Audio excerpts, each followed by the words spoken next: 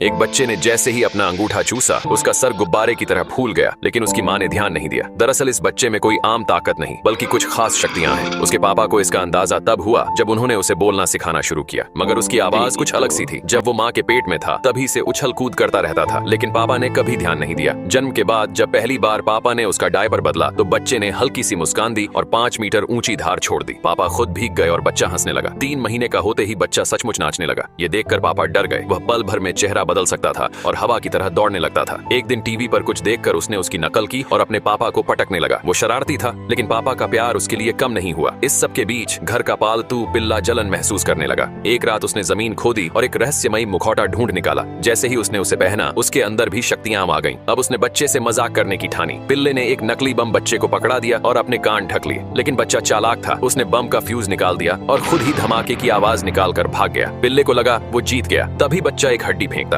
पिल्ला उसे पकड़ता है और तभी जोरदार धमाका हो जाता है। वो जलकर काला हो जाता है। बच्चा पास आकर जोर से चिल्लाता है और पिल्ला डरकर छत से चिपक जाता है। लेकिन पिल्ला हार मानने वाला नहीं था। उसने नया जाल बिछाया, छत से रस्सी लटकाई, हुक को बच्चे के कपड़ों से जोड़ा और क्रेन से जोड़ दिया। मगर जैसे ही उसने चाल चालू की, बच्चा पीछे आकर हुक उसे वापस दे देता है। क्रेन चलती है और पिल्ला मशीन में जाकर छपटा हो जाता है। बच्चा उसे उठाकर फूंक मारता है और उसे गुब्बारे जैसा बना देता है। अब पापा को लगने लगा कि कुछ तो गड़बड़ है। वो बच्चे को डॉक्टर के पास ले जाने लगे। कार में बैठते ही बच्चे ने अपना सिर पूरा घुमा लिया और हरे रंग की उल्टी कर दी। पापा को समझ आ गया कि अब बच्चा किसी जादुई असर में है। तभी एक अजनबी सामने आया, जिसने एक बड़ा ग्रेनेड निकाला, उसका पिन दांत से खींचा और फेंक दिया। लेकिन बच्चे ने अपने हाथ को ढाल बना लिया और धमाके को रोक लिया।